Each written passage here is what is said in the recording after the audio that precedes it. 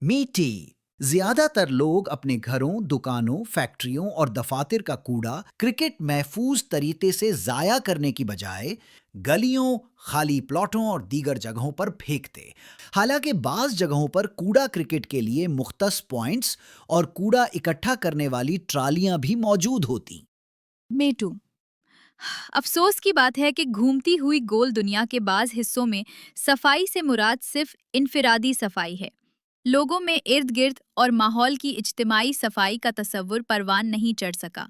یہی وجہ ہے کہ اکثر لوگ نہ صرف گلیوں اور خالی پلاٹوں میں بے دھڑک کوڑا پھینکتے ہیں، بلکہ ندی نالوں اور نہروں میں کوڑا کرکٹ پھینک کر آبی ماحول کو بھی آلودہ کرتے رہتے ہیں۔ اچھا، ایسے ہوتا؟ جی ہاں، ایسے ہی ہوتا۔ میٹو اینڈ میٹی کی کراری باتیں سننے کے لیے ہمارے چینل کو لائک، سبسکرائب اور شیئر کریں۔